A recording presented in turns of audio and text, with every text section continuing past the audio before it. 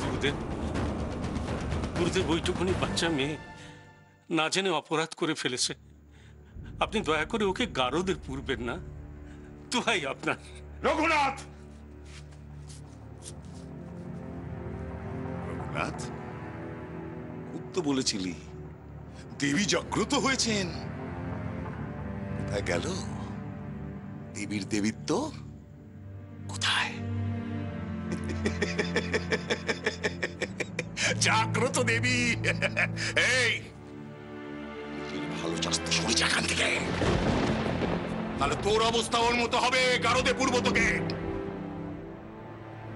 তুমি বোকা, মস্ত বড় বোকা। তুমি দুর্গার পুজো বন্ধ করতে পারবে? দুর্গা যদি চায় তবে নিজের পুজোর জোগাড় নিজেই করে নেবে। এই মন্দিরে পুজো হবেই। কি বললি তুই? কি বললি? এই মন্দিরে পুজো হবে? এই মন্দিরে? এই মন্দিরে পুজো হবে? এই শোনো দেবীপুরের মানুষ, এই মন্দিরে নাকি পুজো হবে?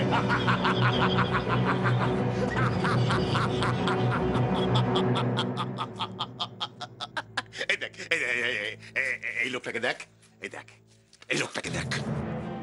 ওর বাবা এখানে অঞ্চলের শিব মন্দিরে পুজো করত।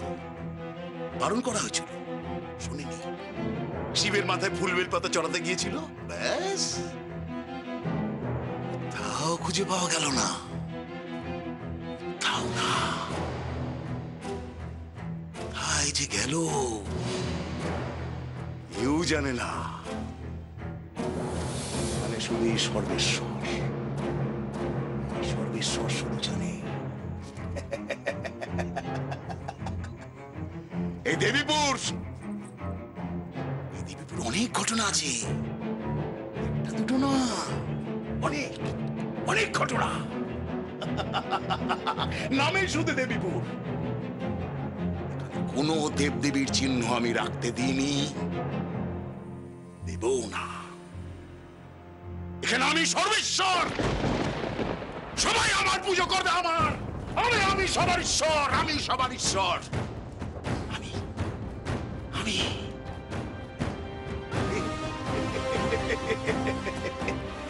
তুই তো দুদিনের পুচকি মেয়ে রে, তুই আমাকে কি ভয় দেখাবি?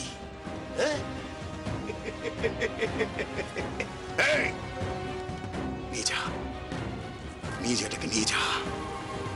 বড্ড ফটর ফটর করছে, নিয়ে যা, দূর কর। শোনো অসুর, আমি যাচ্ছি, তবে যাওয়ার আগে আমি একটা কথা বলে যাচ্ছি।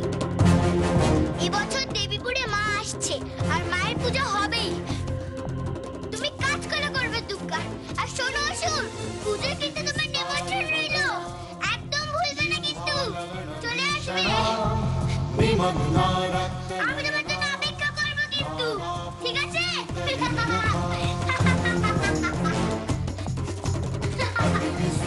এবছর দেবীপুরে মা আসছে, আর মায়ের পুজো হবেই।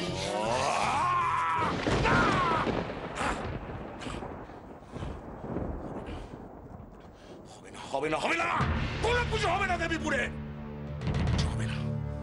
8 বছর ধরে দেবীপুরে কোনো পুজো হয়নি, এবছরও পুজো হবে না।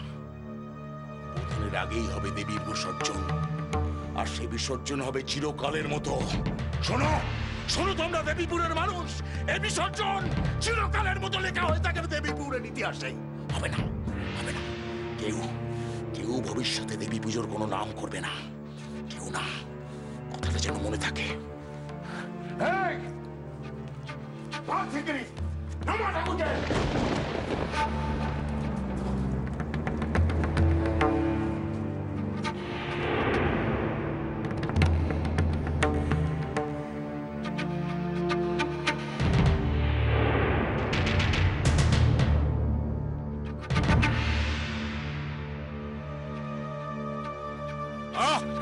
এত দেরি কিসের? পা চালিয়ে চলো তাড়াতাড়ি। শুভ কাজে কেন দেরি করছো তোমরা? হে ভগবান, এ কি কলিযুগ এলো! এমন অশ্রদ্ধা করে দুর্গা মাকে জলে ফেলতে আছে। পাপের ভয় নেই লোকটার। এই অনাচার আপনারা দাঁড়িয়ে দাঁড়িয়ে সহ্য করবেন? আপনারা কেউ কিচ্ছু বলবেন না? মাথা খারাপ, শেষ পর্যন্ত বলতে গেলে নিজের জীবন নিয়ে টানাটানি হয়ে যাবে। জীবন? এই জীবন নিয়ে বেঁচে থেকে লাভ কি? ছি, ছি, ছি, ছি। অত্যাচার, অনাচার শুয়ে শুয়ে আমরা একেবারে মেরুদণ্ডহীন হয়ে গেছি। এর চেয়ে সবাই মিলে প্রতিবাদ করলে তো একটা কোনো সুরা হয়। হবে না পুরোহিত মশাই, কিচ্ছু হবে না। ওই দেশের রাজা, রাজরা, মন্ত্রী, শান্তি সব একসঙ্গে দিন রাত ওদের পায়ের তলায় হত্যেতে পড়ে থাকছে। আমাদের গায়ে দেবীর এই শেষ চিহ্ন, এই দেবী মূর্তি, সেটি পর্যন্ত নিশ্চিহ্ন করে দিল। আজ এই সর্বেশ্বর একটা রাহুর মতো গ্রাস করে নিচ্ছে আমাদের গোটা গ্রামটাকে। আমরা নিজেরা যদি প্রতিবাদ না করি তাহলে কে বাঁচাবে আমাদের? এবছর দেবীপুরে মা আসছে আর মায়ের পুজো হবেই। আমার মনে হয় ওই মেয়েটি ভুল বলেনি। আমার মনে হয় ও কিছু জানে। আবার আমার মনে হয় দেবীপুরে দেবীর আবাহনী হবে, আবার দেবী পূজা হবে, আবার শঙ্খধ্বনি, কাসর ঘণ্টা, আবার ধূপ, আবার ধুনো, সবেতে ছেয়ে যাবে দেবীপুর। পুজো এসে গেল, কতদিন মা দুর্গার মুখও দেখিনি। আর আমার মেয়েটাও বলেছিল পুজোর সময় আসবে। দূর পাগলি নে, এ তো সামনেই দুর্গা পুজো, তোরা দুজনে জোরে আসবি, একসঙ্গে পুজো করবি, অঞ্জলি দিবি, আমার সাথে হাতে হাতে সব পুজোর কাজ করে দিবি।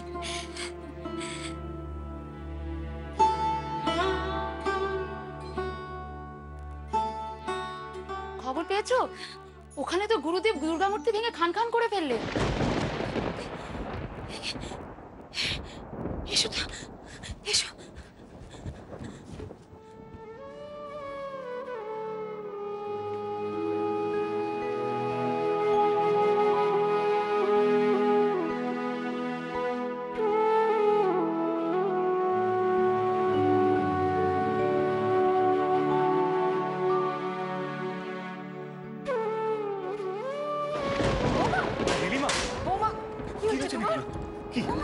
শরীর খারাপ করছে নাকি? আসলে মাথাটা একটু ঘুরে গেছিল মা। ওই ওই মন্দিরের ব্যাপারটা শোনার পর থেকে মনটা একেবারে শান্ত হচ্ছে না। মন্দিরের ব্যাপারটা? আদি, এই গ্রামটা এবার শেষ হয়ে যাবে। একটা মাত্র মন্দির ছিল, সেই মন্দিরের দুর্গা ঠাকুর কেউ ভেঙে ফেলার হুকুম দিয়েছে ওই সর্বেশ্বর। সেটাই তো, সেটা শোনার পর থেকে আমার হাত পা কাজ করছে না, বুকটা কিরম ধড়বড় করছে, মাথা ঘুরছে।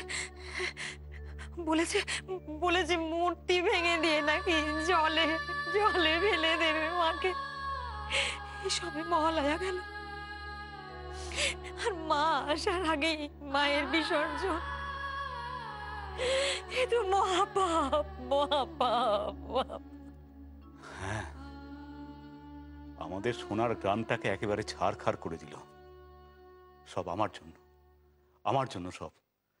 অন্ধের মতন বিশ্বাস করেছিলাম ওই লোকটাকে, যা বলেছিল অক্ষরে অক্ষরে পালন করেছিলাম।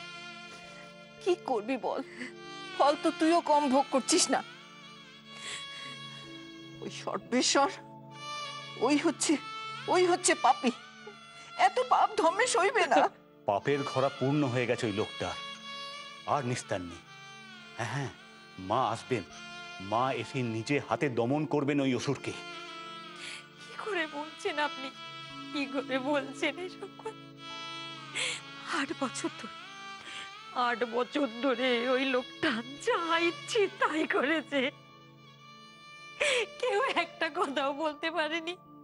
যে বলতে গেছে তাকে হয় বলেই দিয়েছে, নয় ঘুম ঘরে বন্দি করে রেখে দিয়েছে। সেই ভয়ে একটা কথাও কেউ বলতে পারে না। ওর সম্বন্ধে কিচ্ছু সবকিছুর একটা শেষ আছে নীলিমা। আমি যেমন অন্যায় করেছি তার এখন ফল ভোগ করছি, ওই সর্বেশ্বরকেও তার পাপের ফল ভোগ করতে হবে একদিন। ভগবান আছে নীলিমা, তিনি সব দেখছেন। হ্যাঁ, এই পাপের একদিন বিনাশ হবেই, আমি বলছি। মা আসবেন, দেখে নিও, মা ঠিক একদিন আসবেন। হ্যাঁ ওমা, তুমি দুটো মুখে দাও তো দেখি। আমি ভাতে একটু জল ঢেলে রেখেছিলাম, কখন খাবার জুটবে তো কোনো ঠিক নেই। তুমি না রে বিনু, আমার গলা দিয়ে কিছু নামবে না। তোরা খাবি না, আদি খেলো না, এই অবস্থায় আমি ওই ভাত আমি খেতে পারবো না। তারপর ওই নাতবু যদি দেখতে পায় তাহলে তার রক্ষে থাকবে না। চিন্তা করছো কেন? আমি তো বলছি তুমি কে না, ও এখন নিজের ঘরে পা দুলিয়ে পাঞ্চি বুঝছে। কে নাও তো দেখি, নাহলে শরীর খারাপ হবে।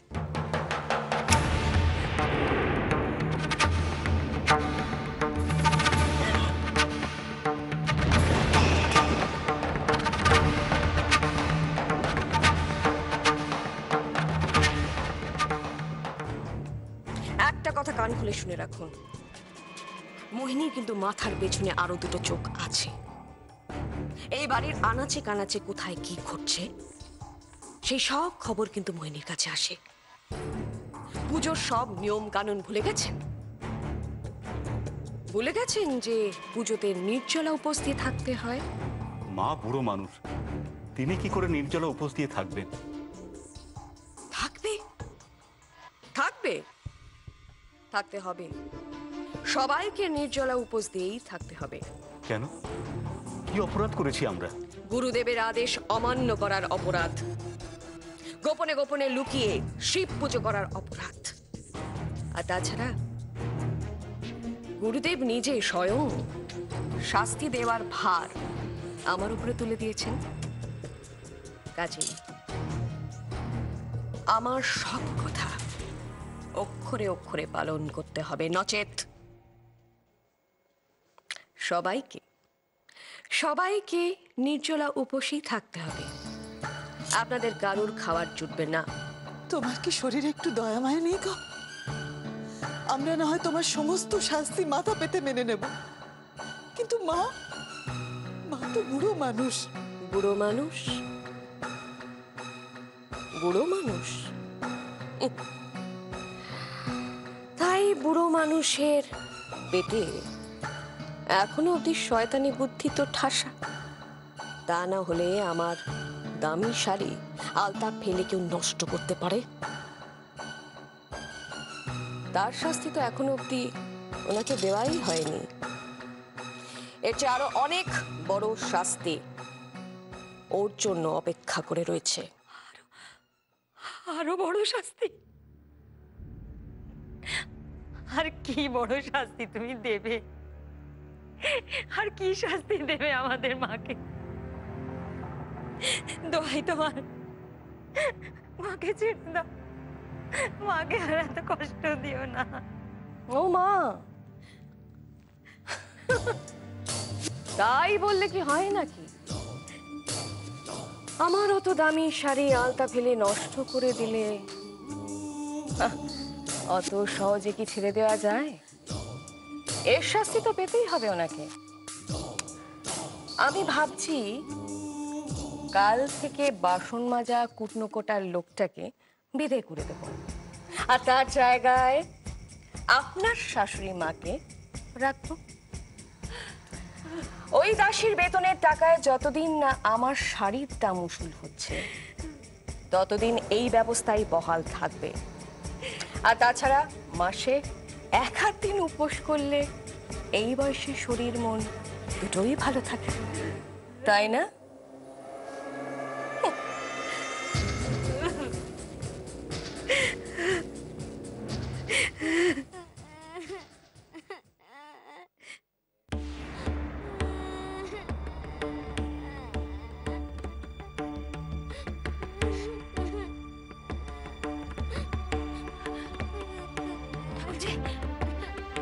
মা, একটা বাচ্চার কান্না না?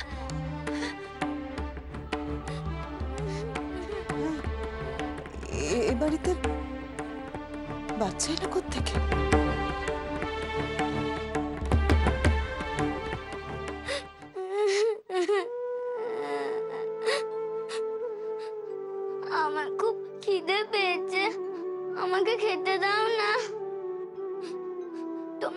প্রাণে কি কোনো দয়া মায়া নেই? একটা বাচ্চা মেয়েকে আটকে রেখে খেতে দিচ্ছ না। যেমন পাজি ওষুধটা, তেমন তোমরা। এই এই চুপ কর বলছি। কোন থেকে ত্রিশূলটা নিয়ে বসে আছে? দে দে ওটা দে। না, এটা আমি দেব না, এটা আমার। আমি যখন দুগ্গা দুগ্গা খেলি তখন এটা লাগে।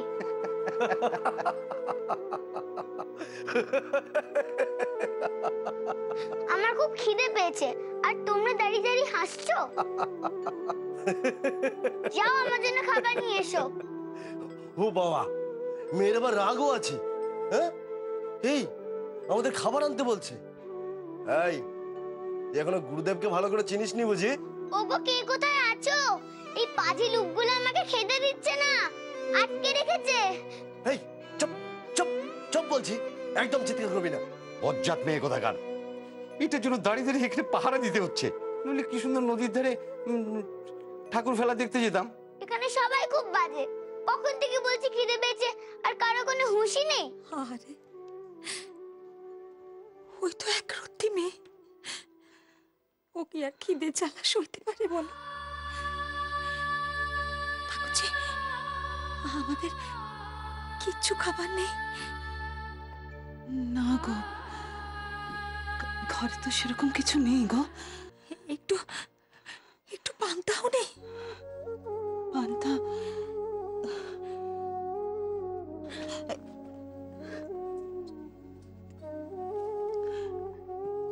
সামান্য একটু পান্তা বোধহয় আছে। আছে, একটু নিয়ে এসো না গো, মেয়েটাকে একটু খাইয়ে দি। কিন্তু তুমি তুমি খাওয়াবে কি করে? প্রহরীরা যদি দেখতে পায় তাহলে ওরা তো সঙ্গে সঙ্গে গিয়ে গুরুদেবের কাছে নালিশ করবে গো বৌদি।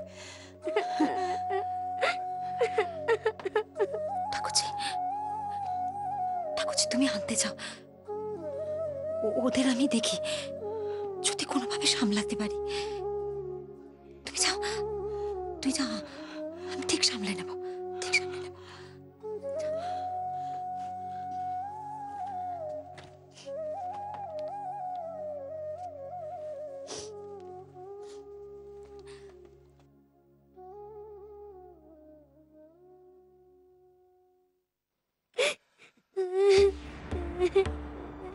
এতক্ষণে মনে হয় মূর্তিটা ডুবেই গেল। দেখতে যেতে পারলাম না।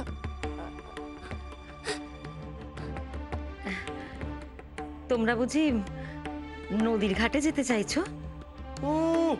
যাবো বললা, যেতে দিচ্ছে কে? ওই যে দেখছেন না গলাদের মধ্যে রয়েছে ওই খুদে শয়তানটা, ওকে ছেড়ে কি আর যেতে পারবো? চি চি চি চি, কানের মাথা খেয়ে ফেললো রে ভাই। ওমা, ও তো একটা বাচ্চা ছোট্ট মেয়ে, ওকে চোখে চোখে রাখা কি এমন কঠিন কাজ? তো তোমরা যাও না, যাও, তোমরা বড় নদীর ঘাট থেকে ঘুরে এসো। আমি ততক্ষণ ওকে নজর রাখবো। না না, গুরুদেব জানতে পারলে ভীষণ বিপদ হবে। ঠিক বলেছিস। না না, আপনি পারবেন না ওকে সামলাতে। কেন পারবো না? কেন পারবো না? এটুকু বাচ্চা মেয়ে, আর ওই তো কত বড় তালা ঝুলছে। ওই ছোট মেয়ে ভেতর থেকে কি বা করতে পারবে? আর তোমরা তো আর বেশিক্ষণের জন্য যাচ্ছ না, ওই যেতে আসতে যেটুকু সময় আমি চোখে চোখে রাখতে পারবো। রে যাবি নাকি? চল চল যাই, তাড়াতাড়ি যাবো আর চলে আসবো। বলছি ওই আপনি একটু এদিকটা নজর রাখুন, আমরা যাবো আর আসবো। হ্যাঁ, চল চল।